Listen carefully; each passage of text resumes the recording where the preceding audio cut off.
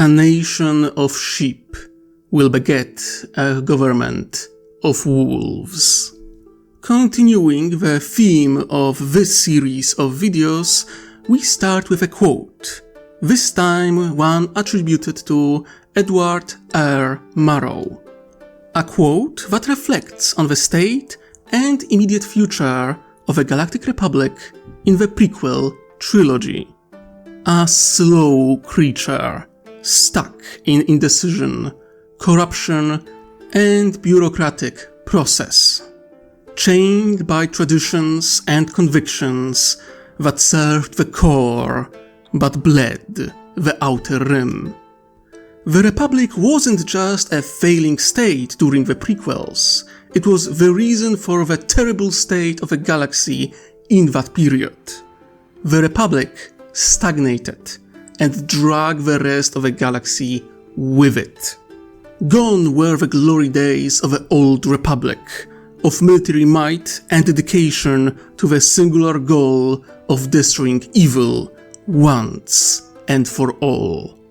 The glory of so-called High Republic was an illusion, a farce, a play in a theater where those in power could claim they were mighty, prosperous, and righteous, as untold billions starved, died in pointless wars, or were tormented by slavers. 1,000 years of peace gave birth to a generation after generation of weak men and women who lacked the spine and foresight to do what needed to be done in the name of keeping the Republic healthy. Their principles were shattered, their freedoms imprisoned, their privileges taken away, and as the wolf did all that, the sheep could only cheer and clap. A herd of sheep cheering as they were guided towards the slaughterhouse. But how would this failing Republic react to a new player on the galactic stage? Someone who thrived in far more hostile and unforgiving galaxy. Someone who would stand tall and proud before them, unshaken by their legacy and deep shadows of history. How would the Galactic Republic and the Tau Empire treat one another? But before I answer this question, I kindly ask you to like, comment, subscribe, ring the bell, the whole shtick. You know what to do. If you can, support me on Patreon, where you can get access to a lot of additional content. I would appreciate it very much. With that out of the way, let's get started.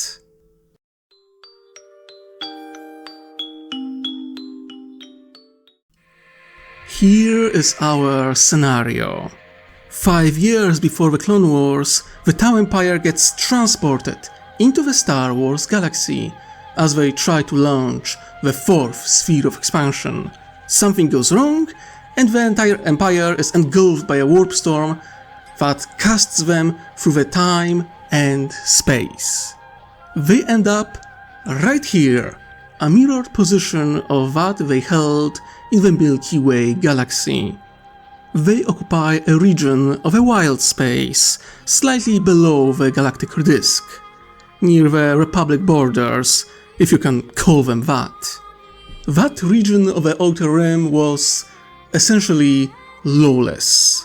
Tatooine, even though firmly within Republic territory, was under Hutt's control. World of Ryloth, that wasn't far from it, didn't fare much better, with slavers and criminal organization dictating much of what was happening on the planet. The Tau end up in this, by almost all accounts, abandoned region of the Republic. Few worlds of any worth to speak of, even fewer that had any kind of proper protection from the Republic. Many of nearby systems, in fact, would join the CIS in the near future. But this isn't time of the Clone Wars just yet. Dooku is yet to make the Raxus address, and although tensions are high, many still believe that the situation can be salvaged, that the war is avoidable. They are wrong, of course, blind to the machinations of the Sith and their grand plan to remake the very fabric of the galaxy according to their design. And as the entire galaxy balances on the edge of a blade, this new force, the Tau Empire, appears unannounced and uninvited, creating ripples through the galaxy. Some literal ripples as well, as I suspect that the arrival of hundreds of star systems would cause some gravitic waves that would most likely disrupt nearby hyperspace lanes. In the previous video, where I explored potential relation between the Tau and the Jedi Order, I presented a scenario where it would be the Jedi under orders from the Senate and Palpatine who would investigate those new stars and be first to establish contact with the upstart Tau. Not an unreasonable assumption. Creation of navigational data takes time, and while there are factions in the region who could attempt to establish contact first, like the Hutts, the Jedi specializing in navigation would allow the Republic to establish contact far sooner than any other Star Wars faction. You can imagine the results of a Jedi investigation. Either Jedi expedition returns alone, or they bring back diplomatic delegation from the Tau Empire. Most likely made out of a few water-caste diplomats, earth-caste engineers, and complement of fire-caste guards for protection. This delegation would be responsible for establishing contact with the wider galaxy, so we can expect that the Tau would send the best of the best, or at least the best of who they have on hand. With their slow FTL drive and reluctance to let Jedi travel deeper into their territories, local ethereal authority would delegate the best diplomats, engineers, and warriors of the Sept to be sent to Coruscant.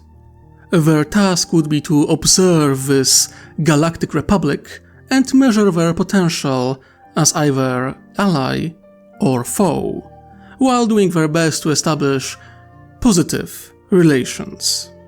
You could imagine a consular-class light cruiser exiting hyperspace over Coruscant, the delegation of the Tau Empire seeing the planet-wide city for the first time, a mirror of a famous scene from The Phantom Menace. But it wouldn't be awe that the Tau would feel. No, for Coruscant is only slightly brighter reflection of the horror that are Imperial Hive cities. Earthcast would think of all endless inefficiencies and terrible city planning. Watercast of suffering of people on lower levels. The Firecast? Well, looking at the timeline, some of them might have been present during Third Sphere of Expansion and personally fought on the Hive worlds like Agrellan. You could imagine the surprise on the faces of the Jedi when the Tau don't show any signs of being impressed by the great city, more like intimidated, maybe even disgust. The rage in the eyes of a fire warrior as memories of a burning hive flash before his eyes. Not something they would expect, I'm sure. Not that it's their fault. They have no context for what horrors Tau endured in the Grimdark Galaxy, what monsters they faced, what atrocities they committed in the name of survival. They would most likely have a meeting with a few representatives of the Republic, maybe even Palpatine himself, before speaking in the Senate's chamber itself. It would take time, of course. The Jedi would write their report and send it to the Senate. The Senate would discuss their findings and most likely speak with the awaiting delegation of this new Tau Empire. Palpatine, for all his abilities, wouldn't be able to make a call about the Tau Empire this quickly. if they are an asset to be used or obstacle to be obliterated. They are a new force, one that wouldn't reveal their full strength and potential in first meeting, nor would allow the Jedi to see everything that there is to see about them. As such, he would most likely pull some strings to ensure that the Tau would get their chance to speak before the Senate in short order, just to get more information. A meeting where the Watercast would show their oratory skill, speaking of a greater good, idea of unity and peace, and of dark reality of the galaxy they came from. You can imagine the terror on faces of senators when they see with their own eyes recordings of orc wags turning prosperous planets into battlefields, tyrannid hive fleets devouring entire planets, and the iron-fisted tyranny of the Imperium of Man. I bet more than a few senators would need to quickly leave the chamber the moment they see a servitor and mutilated bodies of so-called heretics.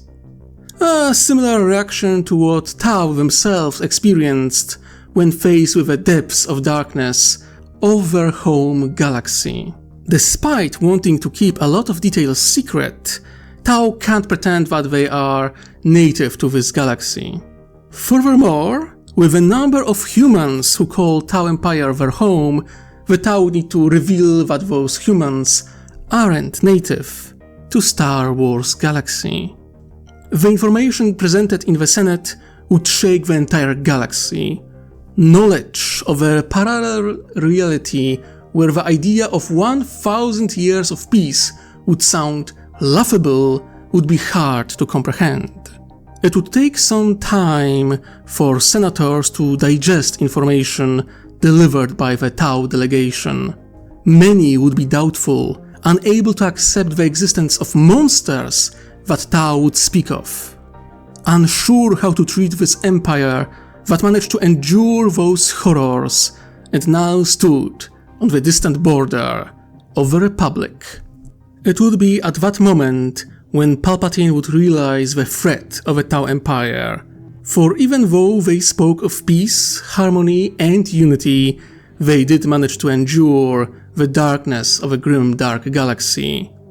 He would realize that he would need to take the Tau Empire very seriously, for they had enough firepower to influence his plans. He wouldn't yet know how to deal with them. Because even with Jedi report and words of a Watercast, he wouldn't have enough information to know how to act. But he would make an effort to find out as much as possible. The news of what was said in the Senate's chamber would reach the ears of the general populace. Journalists and reporters doing their best to get an interview with the members of the Tau Empire delegation. It's not every day that you find out that another reality exists, but also that it's far more hostile than your own dimension.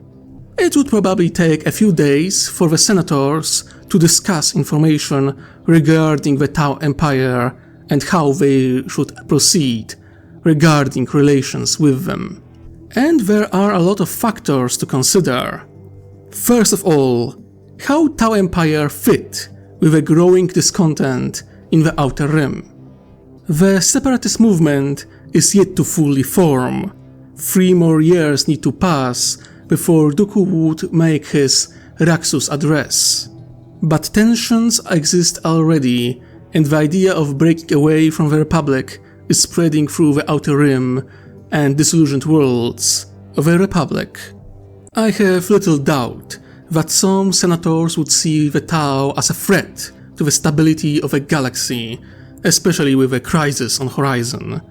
But it's also a fact that they don't really have much authority to order them around. Yes, Tau are now in the Star Wars galaxy, but they aren't native to it. They have no true connections with any power in the galaxy. Most importantly, they speak of peace and establishing peaceful relations. there also aren't any real ways to pressure the Tau to bend to the will of the Senate. Hyperspace and HoloNet technologies are the main advantage they have at the moment, and with the numbers of opportunists in this galaxy, the possibility that this technology will remain beyond Tau reach would be naive at best. In terms of economic pressures, there isn't much the Republic can offer either. The Tau aren't dependent on Republic credit. Moreover, they're basically a post-scarcity society. They were self-sufficient and self-sustaining in far more hostile galaxy. Their economy doesn't depend on the intergalactic trade. In terms of protection, Tau Empire is militarized to such extent that there isn't much Republic can offer them. Their empire was never restricted by the Rusan reformations and had to endure multiple hostile invasions in the past.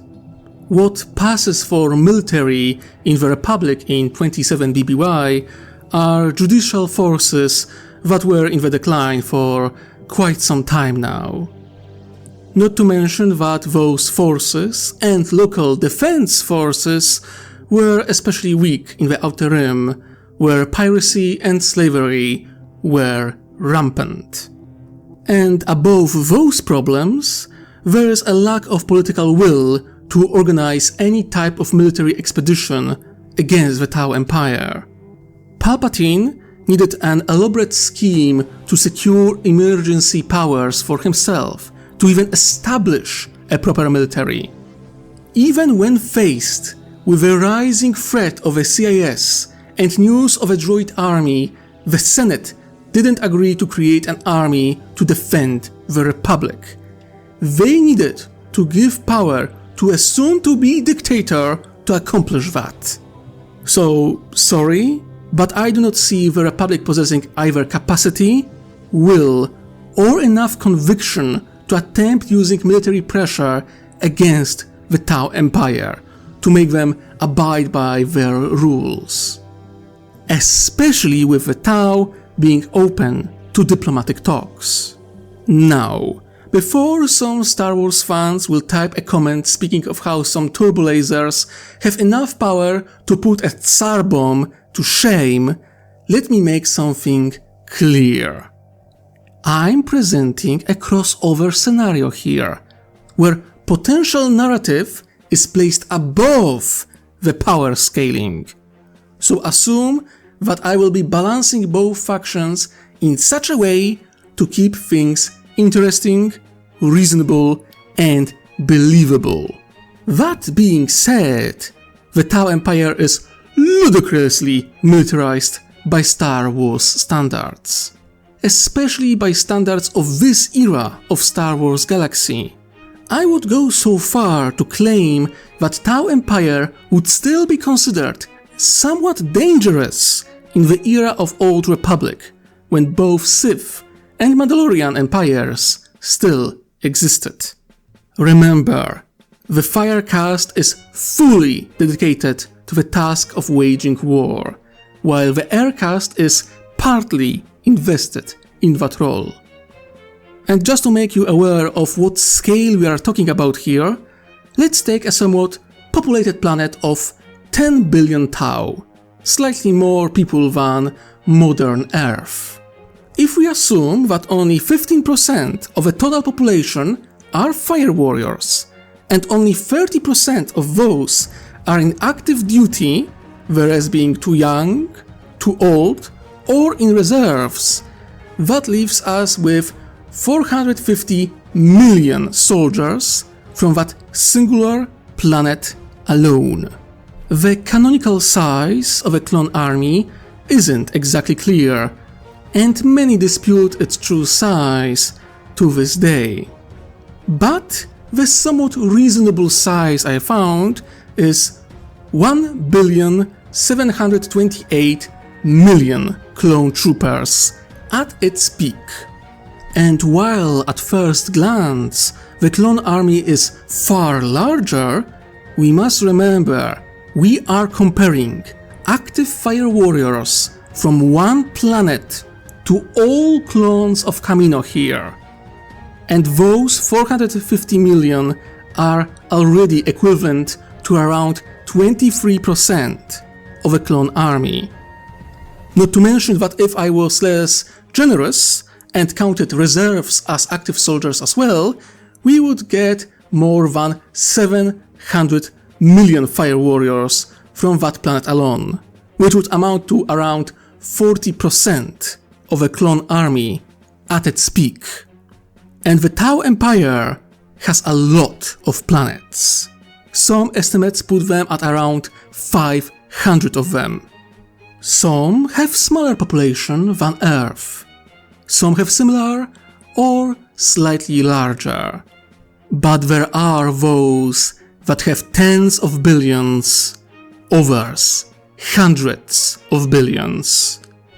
The Sept world of Satsia in Old Tau lore had not only comparable population to Coruscant, but was also one of the most militarized planets in the entire empire. In short, even if the Republic had the clone army on their side, the Tau Empire wouldn't be intimidated. Not with the amount of experience that Firecast has in the art of war. You would need a general mobilization within the Republic to truly scare them. As we've seen in the Clone Wars, there is no popular support for that. That's why the Republic had a clone army and CIS, the droid army. Because populations of both states didn't want to serve in the military directly in numbers large enough to create a big enough force for a galaxy-wide conflict. As for the Navy, I've made a video about the Tau Navy, but you can expect they possess thousands of dedicated military vessels, far more merchant ships that are armed and can be used in war. The Galactic Empire, at their peak, had 25,000 star destroyers, and it was far more militarized than the Republic during the Clone Wars. In terms of pure numbers, yes, the Republic has more ships, but most of them are minuscule compared to the ships of a Tau Navy. I guess if we take just pure industrial output of the Republic, assume that they voted for mass conscription, they could very much drown the Tau Empire in numbers. But again, I don't see any senator taking a risk to vote for something like that. There is no popular support for something like this in the galaxy. Even Palpatine needed a 3-year-long war, title of the Emperor, and transformation of the Republic into Galactic Empire to create an army made out of citizens. And that military wasn't made out of volunteers only. They also conscripted people into the armed forces. So, Star Wars fans, I am very sorry to tell you, but politics and public opinion make your fantasy of rebirth of the Old Republic army impossible.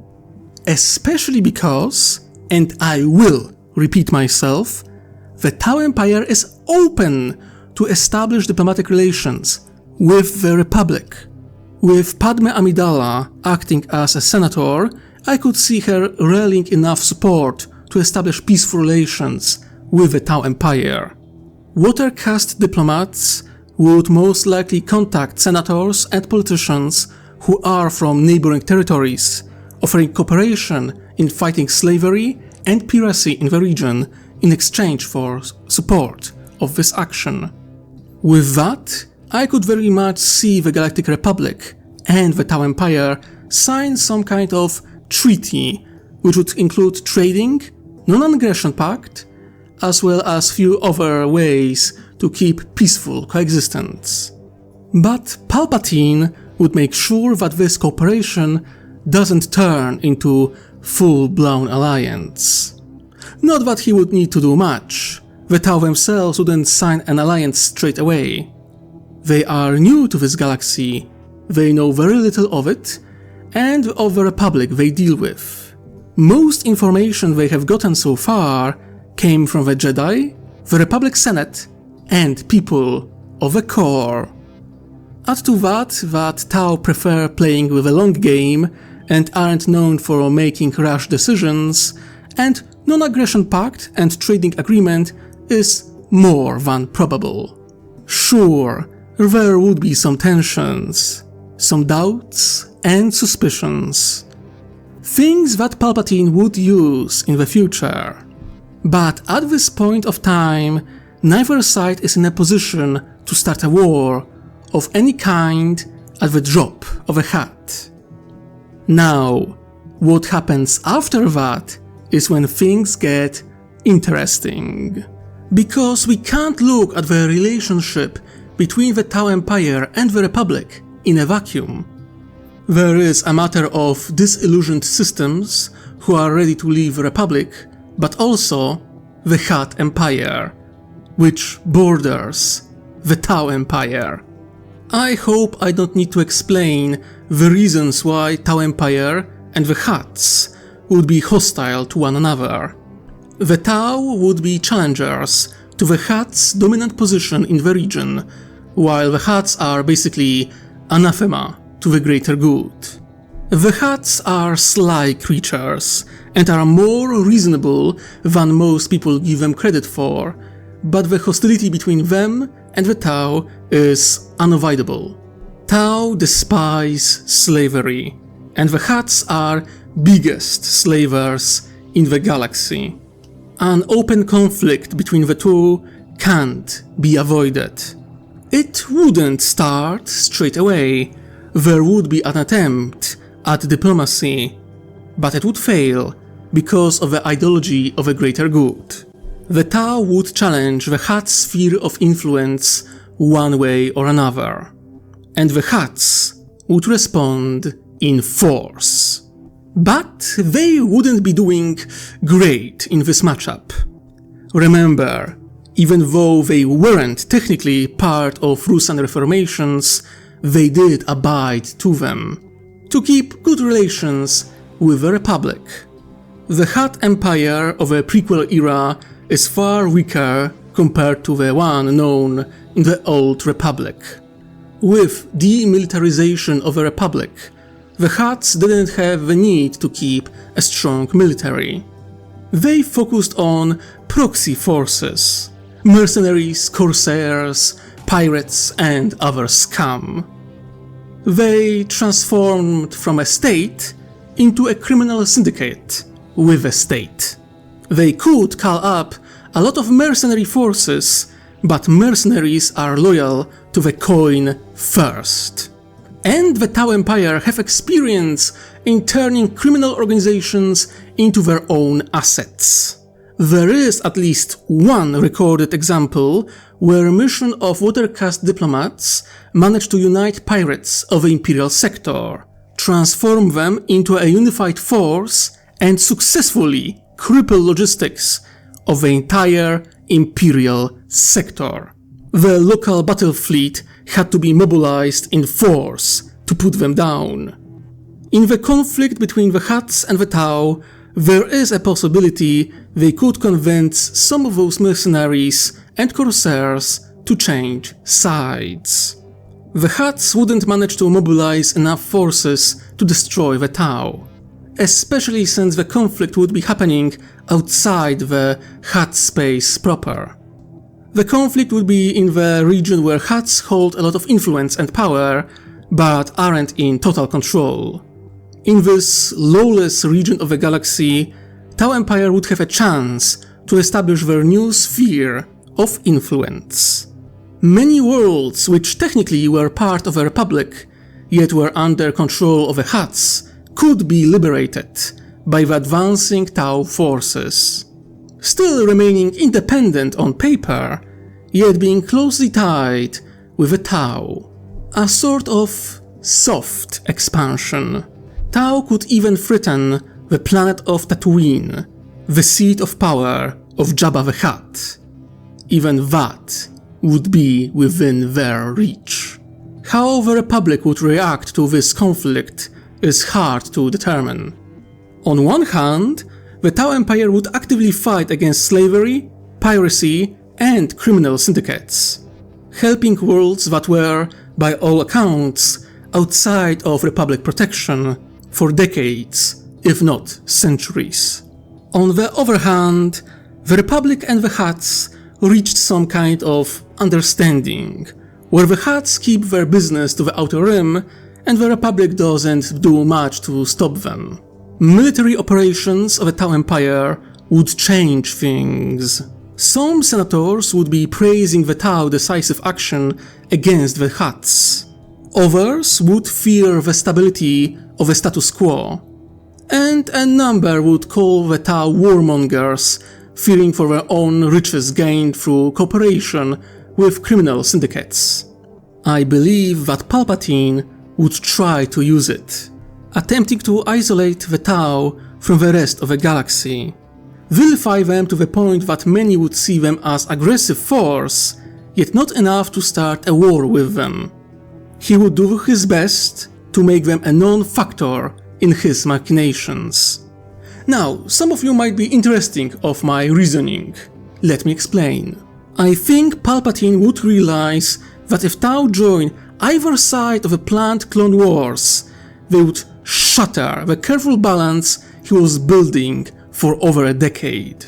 If they joined the Separatists, they would pose too much of a threat to Rofana and Kamino. And unlike the CIS, he wouldn't be able to control them or have a guarantee to know their plans. If they joined the Republic, he wouldn't be able to make a deal with the Hutts, or, even worse, push the Hutts into supporting the CIS. Even if he somehow convinced the Hutts to forgive the Tau and make a deal, the Tau would still pose not insignificant threat to the CIS and Droid Army, especially since they have a superweapon EMP called Ice Fire Warhead, and they aren't afraid to use it. Can't have them join the CIS, can't have them join the Republic, and he sure as hell doesn't want them in his galaxy. The Sith philosophy is very much against the idea of a greater good, after all. So there is only one solution left: isolation. If Tau get isolated from the rest of the galaxy, he would be able to deal with them later. He can't unite the CIS and the Republic against the Tau, because diplomatic cooperation between the two could potentially open a path to peace talks.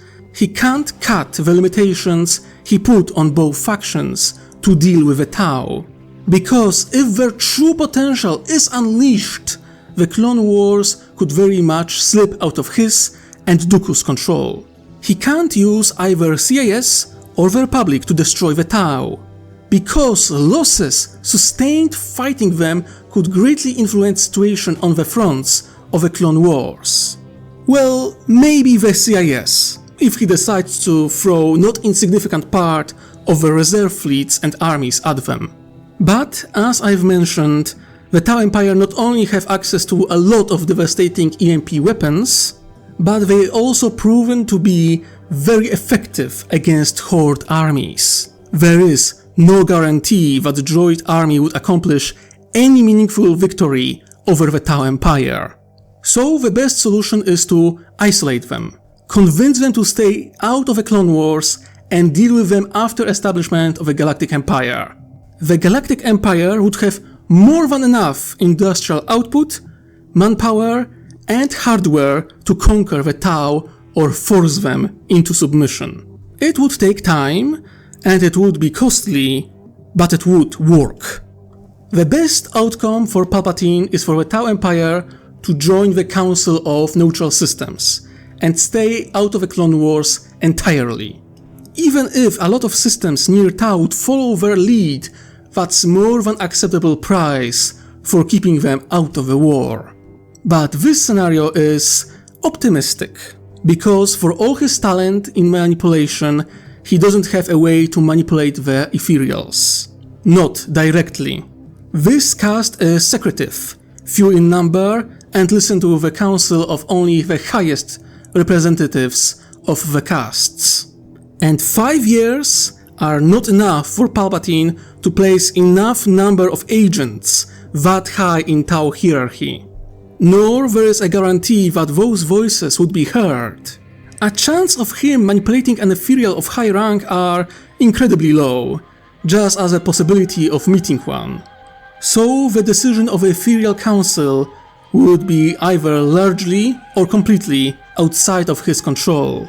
It could go either way, a coin flip. And then there is a matter of Hutt hyperspace lanes. In canon, the Republic saved Son of Jabba to secure access to Hutt hyperspace lanes. But what if the Hutts would demand action against the Tau in exchange for this access? The Clone Wars would become a far more chaotic conflict, potentially making the Hutts and the Tau independent players on the galactic stage, turning a two-way war into a four-way brawl in the worst case scenario. So we have 4 scenarios for the Clone Wars. Tau isolation / Tau joining the Council of Neutral Systems, Tau joining the CIS, Tau joining the Republic, or everyone against everyone. I can only imagine how much stress Palpatine would experience because of the Tau. Maybe he would start looking like a wrinkly avocado long before Windu redirected his Force lightning straight into his face. It's hard to tell which scenario is most likely. Personally, I think that Tau would join the Council of Neutral Systems and secure their region of the galaxy. I doubt they could predict it would be their undoing and something that Sidious would count for. On the other hand, the Tau would notice inconsistencies of this war, pieces which don't fit into one another. Maybe a crude mercenary would eat a clone and after eating his brain discover the existence of the control chips. Fun fact, the crude share the ability of space marines that they gain the knowledge and memories of things they eat. And we know that many clones were haunted by the nightmares of Order 66, and that the chip in their head was very much biological in nature. It would be ironic, but there is a chance that it would be a Krut of all creatures in the galaxy to be one responsible for shattering the Grand Sith plan. If the Tau Empire discovers the truth of the Order 66 and warns the Jedi, well, a lot of things could happen. Palpatine could be killed or imprisoned. Dooku could be left as a sole leader of the CIS and last remaining true Sith. This controllable spectacle could turn into a true war. The return of the same type of war that was known during the age of the Old Republic, with forces of light on one side and forces of the dark on the other. A war that was meant to last 3 years could just as well last decades, reshaping the galaxy in ways we can't even imagine. But what do you think? How would the Tau change the fate of the galaxy? Which side they would join? Or would they stay neutral? On the same note, we are getting close to 2,000 subscribers, and I think I need to prepare a special for the occasion. I'm thinking of a one-shot narrated story of Tau in Star Wars universe. If you have ideas for scenario or a scene you would like to see, write it in the comments below. I would also ask you to like this video, subscribe and ring-ding that bell. If you can, support me through Patreon, where you get access to a lot of additional content, or send me a donation through Ko-fi. I would appreciate it very much. I think that's it for today. Thank you for joining me, and I hope you enjoyed. Now, my dear viewers and listeners, remember, wherever you are, whatever you do, try to enjoy yourself while you can. I wish you most heretical day. Ta-ta!